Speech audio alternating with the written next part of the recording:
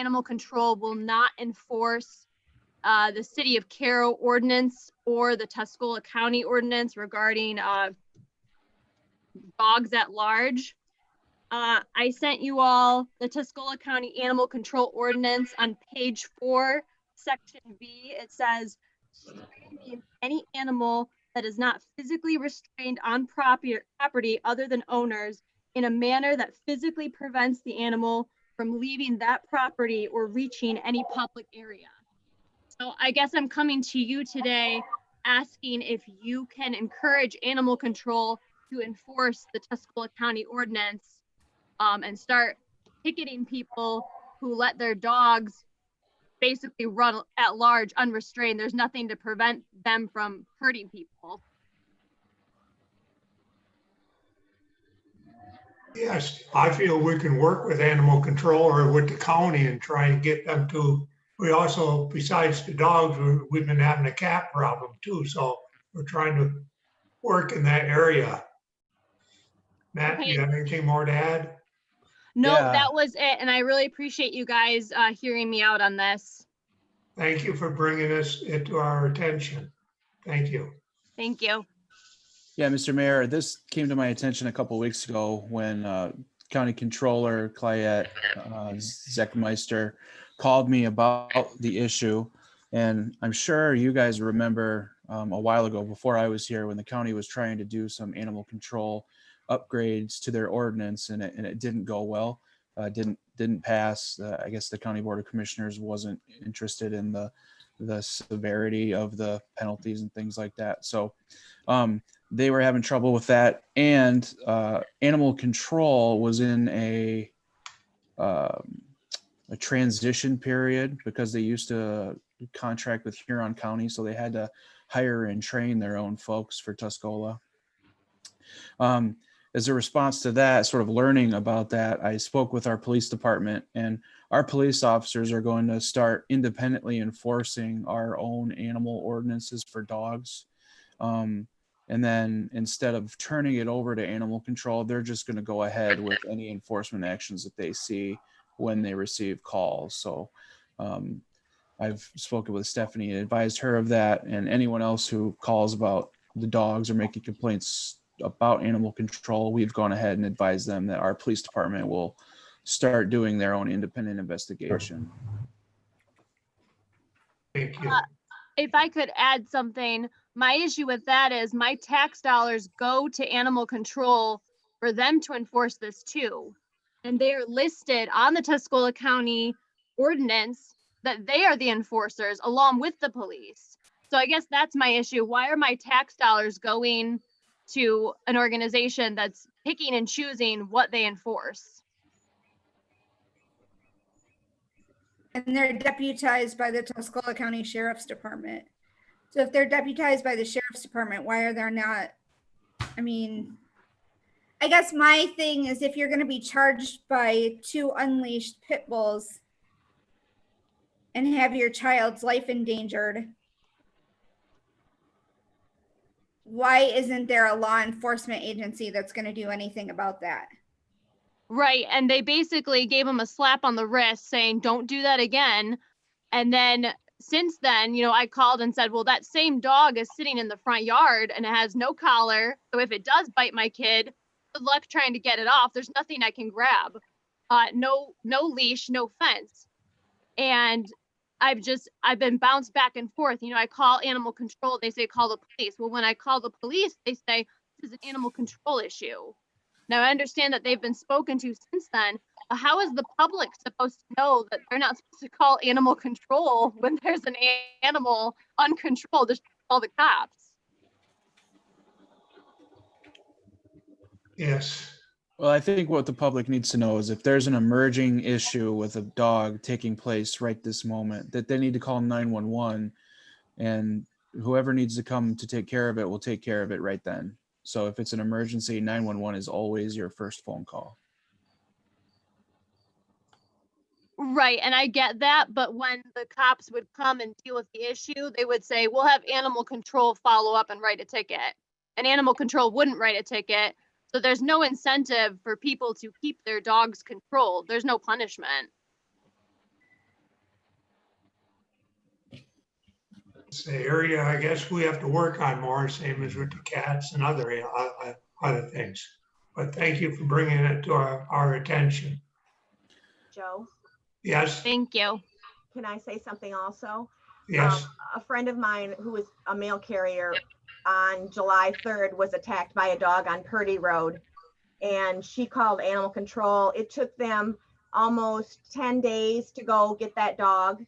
And that was the second time that that dog had gone after someone. She spent a week in the hospital and is still with home health care at her house with a PIC IV line. So somebody needs to step up and tell them they need to enforce this, because this isn't right. Hey, What if that would have been a so what, you child got that and dollar? killed them? Huh? For splashing your dad. Like, is it gonna take someone's child getting ripped apart before we do something about this? Or are we just gonna sit here and say, well, maybe we should look at an ordinance? Or Yeah, but an ordinance isn't gonna do any good. We need to get animal control in the county to hold up their end of the bargain. I mean, if the county is blowing it off and animal control is just kind of blowing it off, they're not, she's right, they're not earning their tax dollar money if they're just not doing the work at all. Yeah, we have people out there, or the county has people out there. I'm not sure how many people work on animal control. I know there's Hey, several volunteers too. Right. So, you know, really they should be following up on some of these things and doing their job. I mean, we are paying, she's right, we are paying taxes for this stuff. Yes. And, you know, what are we paying for if they're just going to sit out there and do absolutely nothing? I mean, I don't think that this council can do a lot, but the county sure could say, hey, that's their business. That's what it's a county animal control. So the county board should step up to the plate a little bit. Do we have to give them that encouragement? Well, maybe Matt can Matt have a couple words with the county, you know, and say, hey, you know, what are we going to do about this? You know, how do we resolve this question? Yeah. Yes. I've spoken with the county on at 3 occasions at this point about that. And they say that it's a policy issue at the county level because their ordinance is unenforceable, and that they cannot enforce the city's ordinances. And so I've suggested to them that we get together and put together sort of a task force to kind of figure out how we can blend the city's response and the county's response to make sure that there's some sort of adequate justice, I suppose, for dealing with these dangerous animals and cats as well. I mean, that's a nuisance problem, but still becoming a similar complaint that we've been taking in the office quite frequently. What do we do about dogs? What do we do about cats when animal okay, control but you're won't not deal with gonna have a either? cat rip a person's face off. Oh, I mean, Not really. So here's a popular statement. Pit bulls are noted for being dangerous dogs. There are cities that don't allow pit bulls. Maybe we need to make it an ordinance or a law or whatever to forbid pit bulls from being within the city limits. I don't want to target And if specific we can't, breeds, but if a dog is known for being vicious, a specific dog, not a specific breed, but a specific dog in a Guys. specific neighborhood is known for being vicious, then we have a problem. I'm not about, if we can't control that one problem, then we Reaching. may need to go broader than that one problem. If they're not willing to work with the ordinance, and if they're not willing to work with the problem of a specific dog, maybe we need to go bigger than that. Matt, can you hear me now? it's not the dog, it's the owner. I agree with you. Tisha, I agree with you 100%. Are you able to hear me at all? Yeah, we can hear you. We are now. Okay. So can Towards we say the owners can't be in the city of Carroll, but their dogs can be? towards the end of last meeting that we met at the fire hall, we had a discussion where Matt was Yeah, gonna right? get a hold of our city's attorney to try and word something friendly so that they can work and give the animal control authority within the city. Did that happen or did that not happen yet? Mm-mm. I did not get with the city attorney. I spoke with the county more. That was I thought that was my direction from council, was to get with the county. Well, I think I suggested that there could be language in our ordinance that establishes animal control in addition to our police officers as the organization responsible for enforcing that. Just like we have the Tuscola County building inspector as a responsible party for enforcing the building code. It's Well, and kind of a our same city thing. residents pay, it's been 10 years since I've had a dog probably, but for 13 years, I paid $25 a year for a tag to show that my lab had all of his shots and yada, yada, yada. So we get nothing for what we pay the county. Is that what we're getting at here? Yes, and plus we have our tax dollars, our county tax dollars goes towards it too, even if we Exactly. don't have an animal. So I really think that we need to get with the county and combine these two things and so that the dog catcher can work in the city. And because if the cop goes there, what's the cop going to do with the dog anyway? The cop can go take the report. I understand that and look and see what's going on, but what's he going to do with the dog? I mean, if animal control will come and get the dog, what's he going to do with the dog? The last time they took the dog to the police station and put it in a little cage and waited until its owner said, "Hey, that's mine," and came and picked it up. Or take it out to the pound. Yeah, but They haven't been. They've been waiting honestly, for the are owner to contact our them. cops actually trained to handle vicious dogs? No. You know, other than, you know, destroying the animal, they're not really trained to handle vicious dogs or to corral vicious dogs. You know, that's what the dog catcher's trained to do, is to catch dogs, not our police officers. I mean, I don't want to see the cop get bit any more than I want to see anybody else get bit.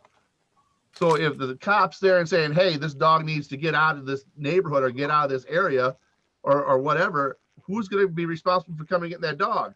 We can't have our cop grabbing that dog, throwing him in the back of a cop car. Why, that's just totally backwards. I mean, that's not what we're paying to do. No. I mean, I understand the cop can go take all the reports and get all the information. I got no problem with the cop going there, but when he gets there, what is the poor officer supposed to do? I mean, his hands are pretty much tied other than calling and hoping to God that they come. You know, I just don't, I really don't believe that we have to sit down with the county and solve this problem and do it quickly. Yes, Yeah. okay. Are there any other public comments? Okay, let's move on. Under communications, you got the Exchange Club walk on August 15th from 9 until 2. And regular council minutes, pages 3 through 5. Invoices, page 6. Are there any questions on the consent agenda? I got one on the invoices, Joe. This is for Sarah. If Sarah's still on.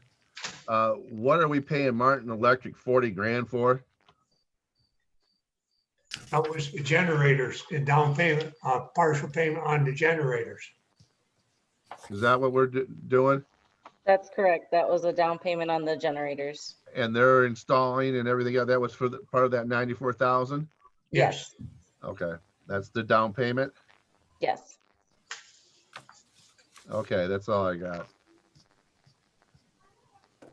Entertain a motion. Make a motion to accept the consent agenda. Support. We have motion and support. Roll call vote. Sarah? I thought that's what it was. But I wasn't. Paul? Don, you're muted. Donna, you here? You're muted. Yes. Jones Olivet? Yes. Rick Walt? Yes. White? Yeah. Zavitz? Yes. Eschenbacher? Yeah. Mayor Green, Yes, motion carried.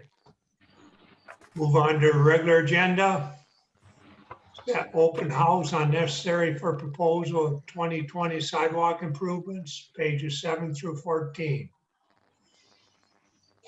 so Do you just have so a you date? are all aware, the charter states that we need to have essentially two public hearings for special assessments, one on the necessity and then one on the final, and then one on the assessment roll. How much lead time do you need, Sarah? There just has to be there has to be 7 days in between. So we could do it at the next meeting. What, public hearing or? The open house should be before the meeting, and then the public hearing should be during the meeting at During the 7:30. meeting? Mm-hmm. So we're setting it up for the 17th. Yes. Is everybody agreeable? Do we need a Yes. motion on that, Sarah? Yes. Entertaining. So this first one would be the open house. To do it at 7 would probably be a good time, on August 17th. Are we able to do that in person, maybe at the fire hall, or with reduced population at that time? Matt? I don't think so unless the governor changes the executive order. I think we should plan for it to be on Zoom, or maybe we can do the open house outside, something to that effect. Probably the open house outside, people could walk through. We normally don't get that many, we get a handful. Because we're allowed 10 people inside of the building now. Yeah, 10. So as long as we limit it, no more than 10 in, we could do it at, why not say 6:30, then if we're doing one meeting on Zoom, it gives us time to get, either way. Yep. To get back to our computers. Can the What are open house and the public hearing be the same day? It can be the same day. The open house is just before the meeting. Like if people have questions. Okay. I thought Sarah said something about 7 days. 7 days from the time you set it, so that we have enough time to get the notice out. Okay, I understand. What time do you think it would be, 7 or 6? Should we do it 6:30, Sarah? Well, it depends on how you guys want to do it. If it's going to be on Zoom, then I would say you can do 7. But if we're going to try to do it outside, then you want to do the following meeting at 7:30 on Zoom, then yeah, we should do it at that one at 6:30. I would recommend that. Is there any in all of her executive orders? Is there any specifics about public hearings on Zoom? Not that I'm aware of. I don't think so, other than the Open Meetings Act requirements are suspended that require being in person.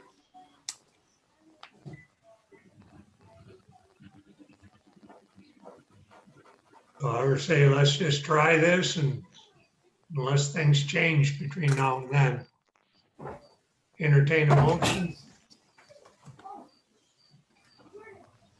I'll make the motion that we have the open meeting at 6:30, and then for the public, and then our council meeting to resume at 7:30. Where are we having the meeting at 6:30? At the fire hall or in the parking lot there at the fire station. Now, her executive order, is that 10, no matter how big the building is, or 10 for so big a building? I'm lost. That's 10 period. 10 period, yeah. 10 period. So you could have it in a stadium and still 10 people. That's the way it sounds. Gotcha. Yeah. All right, I was just curious. Doesn't make any sense. Is there support? I support it. Yeah, motion and support. Roll call vote. All right, so I have a motion to set an open house on the necessity for the sidewalk improvements at 6:30 on August 17th in the fire hall. Jones Hollebeck, No. Rick Walt, Yes. White, Yes. Zavitz, I think he's froze. Alvin, Alvin, can you hear us? He's frozen. Okay. Yeah. Eschenbacher, Yes. Paul, Yes. Mayor Green, yes, motion carried. Okay, number 2, set public hearing on this necessary for proposal 2020 sidewalk improvements. Entertain a motion on that. I'll make the motion to do it at 7:30 in the open meeting. Second that. We got a motion and support. Any further discussion? Roll call vote. did Don, you seconded that? No, I did. I'm sorry. Rick Walt, Yes. White, Yes. Zavitz, He's gone. froze. still frozen. Eschenbacher, Yeah. Paul, Yes. Jones Hollebeck, No. Mayor Green, Yes. Motion carried. Next item, foreclosed properties, page 15 through 18. We either pay the money or we refuse it. Right, Sarah? correct. Bob could expand his business, him and Tanya. Right, Bob? I don't think so, Joe. I'll give you $3.42 for it. You would? They'd probably take it. They That's the probably church, right? would. And does everybody know what property we're talking about? The church. It's the old Church. church across the street from the flower Okay. shop. Does the city want it or do we want to Mm, refuse it? We don't want it. We have to tear it down if we take it, right? Yes, That's gonna be a big expense. Let them tear it down. Yeah, I agree. Then we can buy the property from them. Ain't Oh, I nobody don't know cares. what we would do with the property because it's too small to build on, Don. Parking lot for Tanya's florist shop and the funeral home. and the funeral home, you know. So we would need a motion on us to refuse I'm this. gonna make the motion that we refuse the right of first refusal for the property on Not both refuse sides. it, accept the right of first refusal. What's that, Tish? I didn't hear you. Exercise the right. of first- Exercise, okay, however Tish you put that. I'll support. I was gonna do it. Is there any further discussion? Roll call vote, Sarah? White. White, I'm saying yes to we're refusing it, right? Right. correct. Yeah, yes. Is Zavitz, is he back? I don't see him anywhere. He's gone. Melissa's there, but muted. Eschenbacher, Yes. Paul, Yes. Jones Hollebeck, Yes. Rick Walt, Yes. Mayor Green, Yes, motion carried. MML Annual Convention Delegate Appointment, pages 19 through 21. They actually anticipate us having a conference. No, yes, the conference is going to happen, but everything's going to be by Zoom. Uh, So it'll be by Zoom and if you pay for 2 or 3 people, I think about $700, you can have about $700, you can have everybody on that you want to have, or you can go in later on and review all the speakers. So it's going to be basically a Zoom MML conference. uh-huh.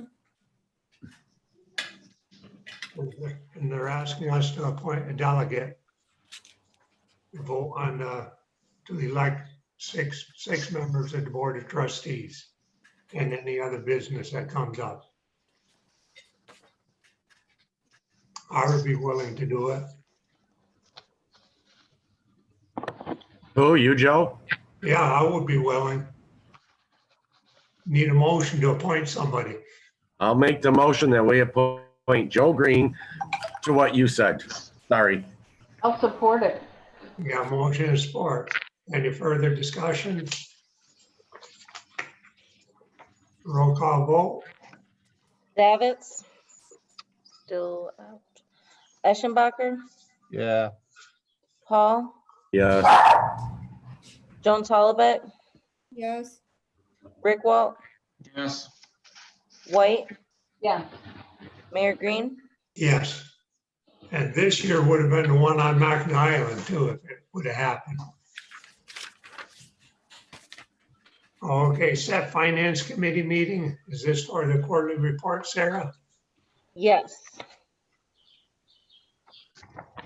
When do you want to do it, Sarah? We already tied up our next meeting. Yeah, I was gonna say I had preferred to do it before the next meeting, but now we have some Well, we other start at stuff. 6:30 with that. Can we do it at, can you do it in a half an hour at 6?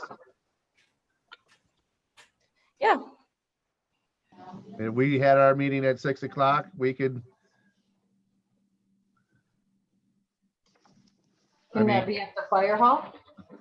yeah, because we're probably gonna go down and watch and see about, and ask questions about that open house. So if we just stepped ourselves off to the corner at 6 o'clock and stayed outside and did our social distancing part, you think we could do it that way, Sarah? I think so. Or if we opened the big garage door and just sat some chairs right there so we could kind of watch and just, Mm-hmm. we don't have to have a table. If you just handed our packets and you went through it and we had questions we could ask that way. And we just sat there like, Yeah, that'll work. is that okay with you too, Tish? Yep. We need a motion, Sarah? Or just- No, we don't need a motion as long as all of those on the finance committee are okay with August 17th at 6 p.m. in the fire hall. Or we could even go in the fire hall and just spread out in the fire hall and do our thing.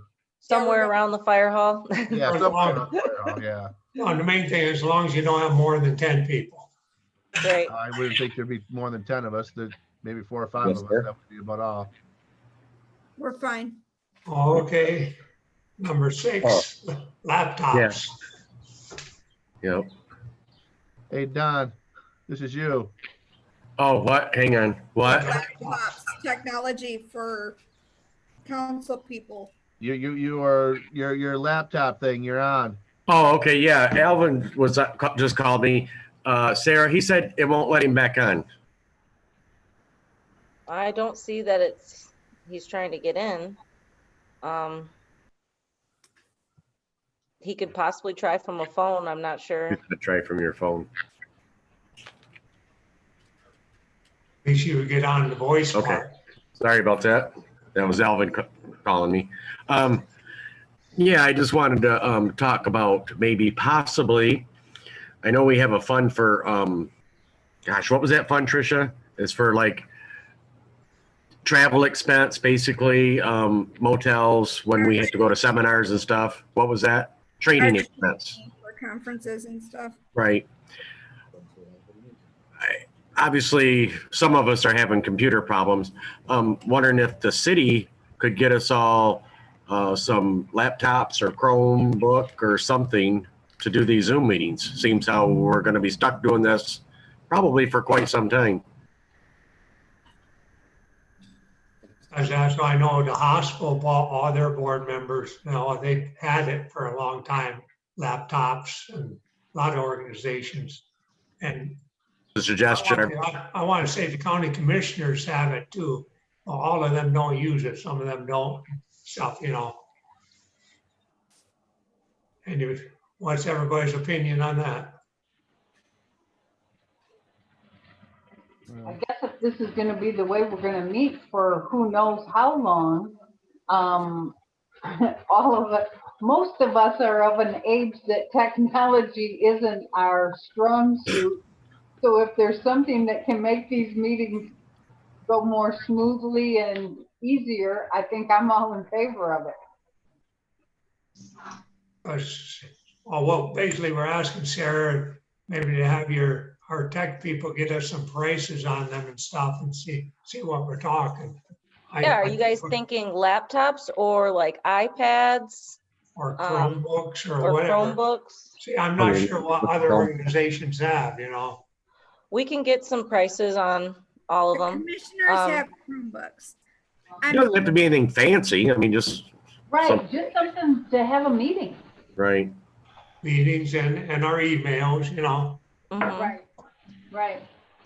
Something else we'll have to think about too, how you guys would want to do it is, I know some places they issue a laptop or a Chromebook as part of the compensation package as like an additional thing, and then it becomes yours.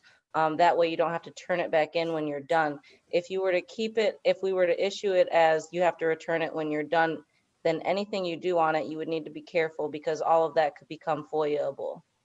Yes. So just another thing to think about, but I can get prices on all of that. Well, our compensation is covered in the charter, so I don't think we could do it compensation wise. So I don't know. But like I checked with the county, the way the county does it, I'm pretty sure the hospital board does it. The board members turn their computers in after if they get off the board or whatever, Right. But like Sarah said, everything you do on that computer then is FOIA-able. Yes. So you just would need to be cautious about that. Yes. Right, which would be fine with me because I'm just looking for something to do the meetings with anyway. I can look at porn at home or on my computer at work. Don, some things keep to yourself. Oh, I'm sorry. What did you get back on here? Just trying to put some humor out there. Okay, is there any other discussion on this? Because those are the two I know that does it. I'm pretty sure the county has them.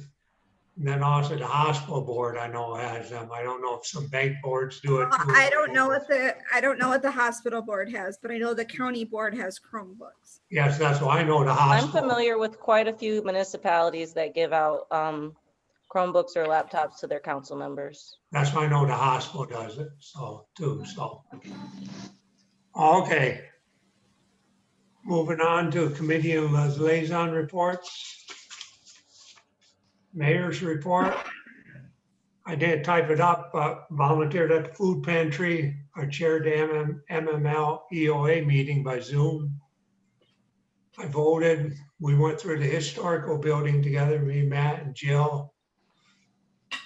Attended the groundbreaking, visited music in the park. Today I had the opportunity to visit Vassar. Not Vassar, Cass Cities. And Cass Cities Splash Park is up and running next to their pool. And their park looked beautiful there, and the kids are playing in the pool and in their new splash park. And also I talked to Bob, and I mentioned it to Sarah and Matt. We're going to be doing a 6-month review of Matt and Sarah. You'll be getting that out to you. Me and Bob is going to get that out to you. Any questions?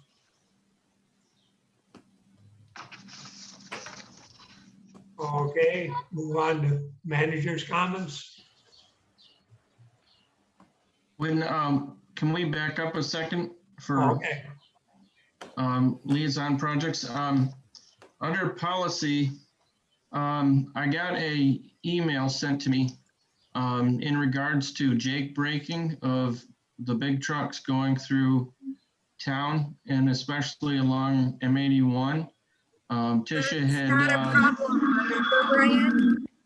yeah, she had brought that up last year or earlier this year. And, but at that time, we were trying to get maybe potential signage. And we decided that we didn't want any more additional signs to distract drivers. But I can forward on the email that was sent to me. And it's from a family that has two different residences, both on M81. One closer to the downtown and one closer to VG's. But their homes are right there along M81 where they hear it all the time, where ours might not be. That's just something I wanted to bring up. The second one was the animal control issue, which we spoke with under the public comment. Another resident had asked about, is there an opportunity in the farmer's market to do a memorial brick pavers for community members that have lived here for years and passed on? I didn't know on that. I know Atwood Park had done some in the past. So we could refer them potentially to the DDA. Do you know, Matt, in the plans, was there anything, opportunity for? Not specifically in the design of the building itself, but there is a sort of an open plan for a public art project someplace around there, which hasn't yet been decided on what they're going to do exactly. So that might be a good spot to, a good potential point of opportunity for the DDA to make that available. Okay, well, the people had a family member on near the area of Atwood Park, so I thought that one might be an option for them, just because there already are some down there, and we could simply pull pavers and put them back. Also along that line, the city put the band shell up a couple of years ago in Atwood Park, and there's still no sign up for the contributors on that. So someone also made me aware of that as well. Actually a different person. And that's all I have at this time. I believe the band shell contributor sign is a rock, and I think Mike Bauerschmidt's in the process of having a plaque engraved for that. Oh, okay, all right. I just didn't know, so I didn't know how to answer the question. Yeah, I believe he's been in the office a couple times talking to Alexis about it, because she worked next door at Cummings, and she was helping walk him through the process of having all the people listed on the plaque. Okay. Yep. So I can tell them it'll be something similar to the bridge walk. Okay. I agree with Brian. How come we can't have a sign at each end of town saying no Jake breaks through town? They're not needed. Jake breaks were designed for going through the mountains, going downhill and stuff. The guys do it just because they think it sounds cool. And Because I don't last year you guys said it wasn't a problem. No, it is a problem, and I think we need to have a sign at each end of the town that says no Jake break, because it is annoying, very annoying. I live close up to 81. I can hear them all the time. It wasn't an issue in this town. I When think I it brought is. it up and said citizens were coming to me at my job and telling me that they were having a problem with it near their homes, you guys told me it wasn't an issue and said it wasn't happening nearly as much as people thought it was. And now all of a sudden it's happening. Maybe Matt, we can look into seeing what signs it costs and places possibly to place them. Yep, I I can think do we that. should. I can take a look at it, and most likely we'll have to work with MDOT to get a permit to put it in the right of way, but we can Yes. certainly look into it. Oh, okay, thank you. And under my report, one more I wanted to bring up is that person that called about the cat problem a month ago. He called me and asked what progress we're making. And I explained we're working with the county and the problems with the pound and everything on it. And we're looking at other ordinances. One thing I would mention, I actually found in our building ordinance, there's a housing code.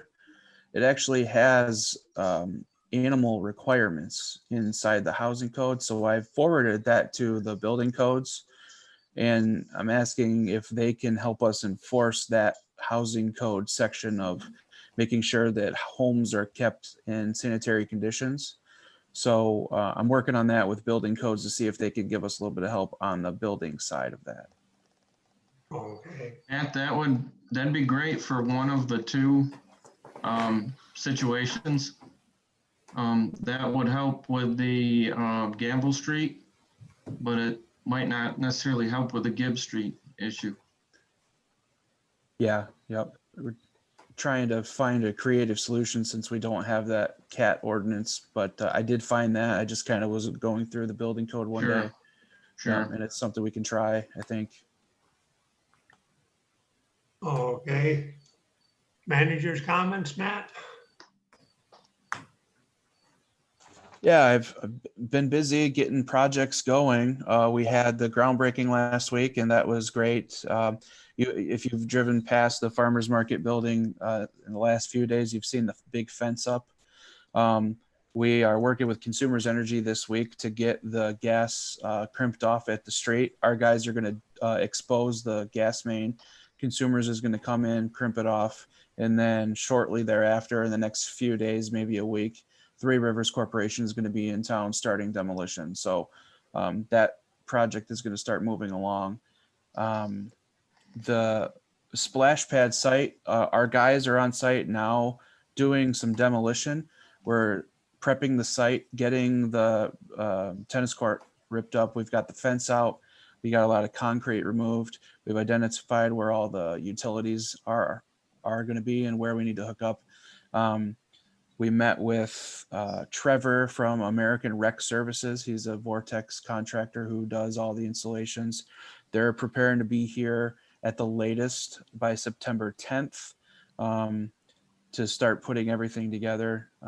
We expect them to be here around the week of the 18th to 24th is when all of the facilities for the splash pad are going to be delivered to the park.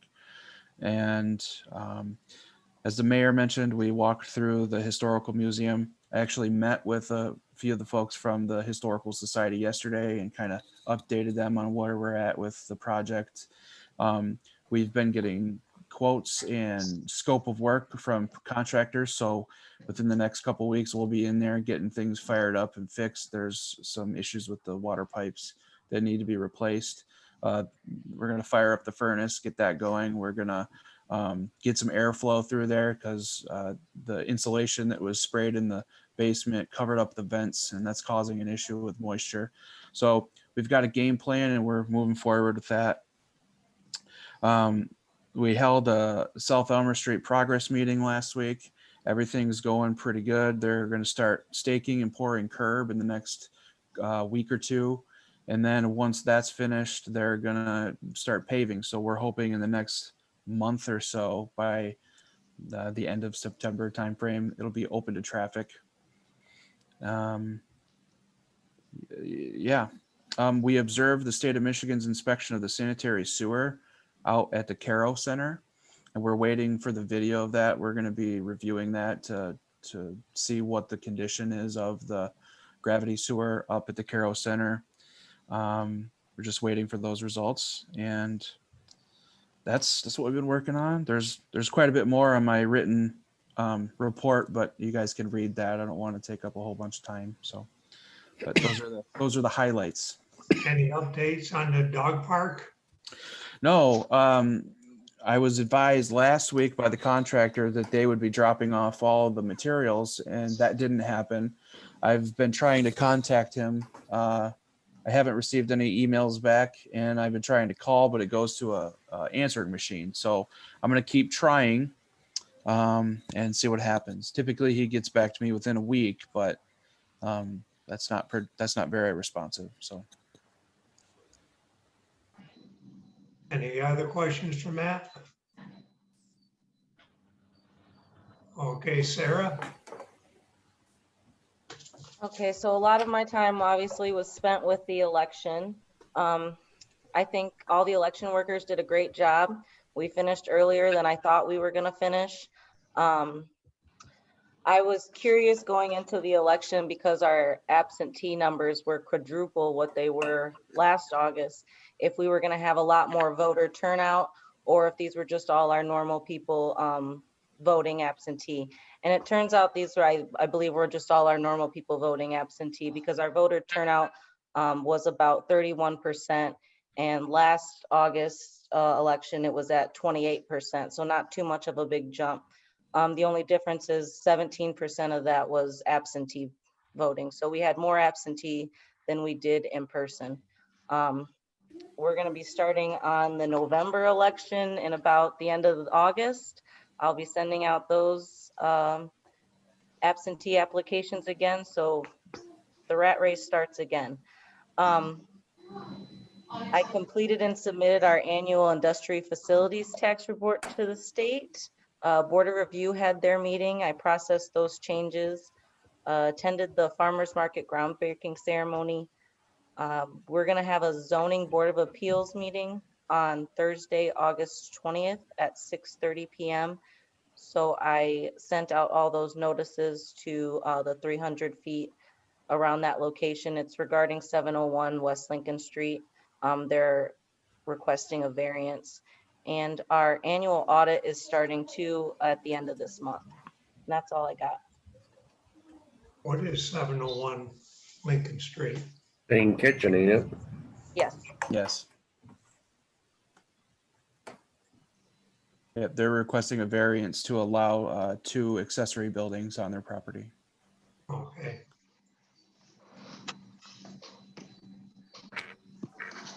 Don, do you have anything else? No. Jill? Oh, No. Bob? No, I'm good. Brian? No, I covered it. Tisha? Nope. Does Mike Carpenter have any comments?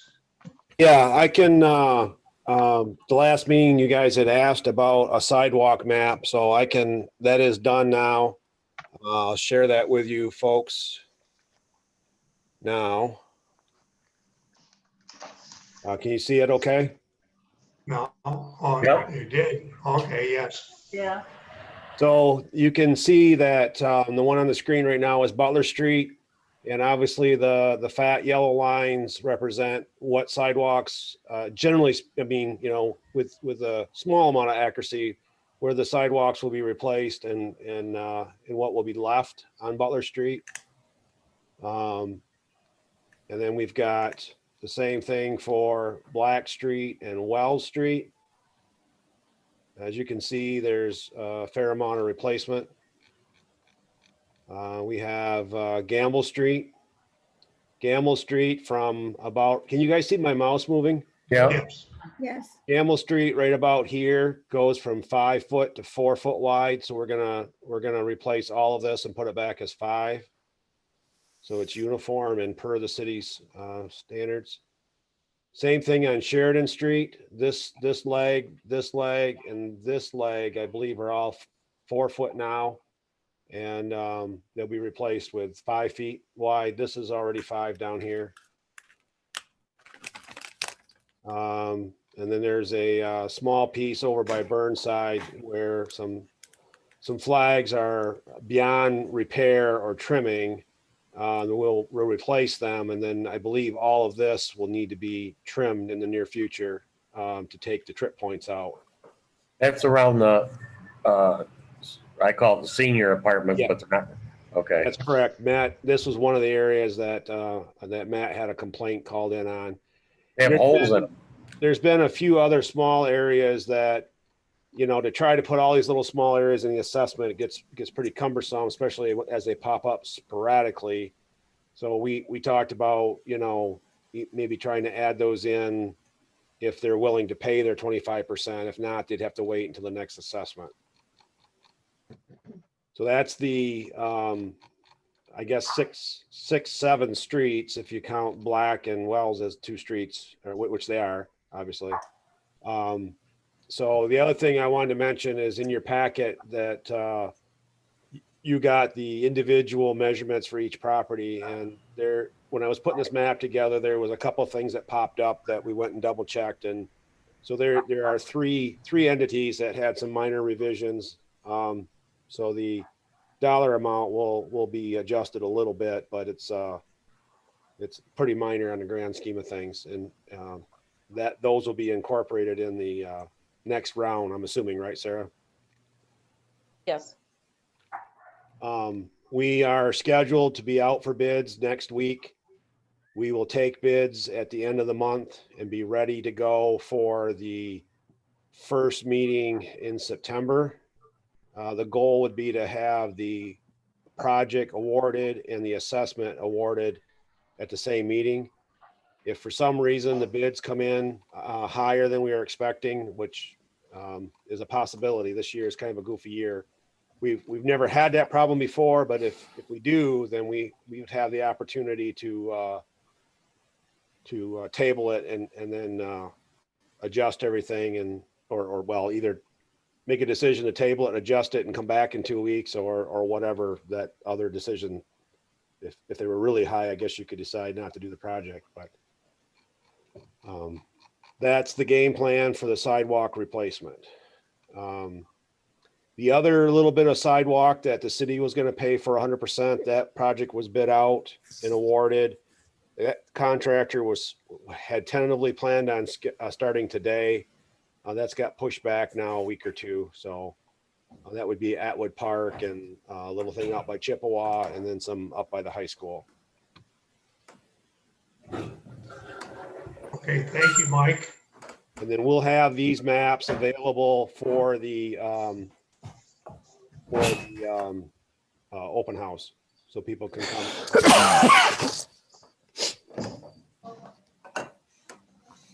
Okay, thank you, Mike. Are there any other questions for Mike? Okay, let's move on to, are there any additional public comments?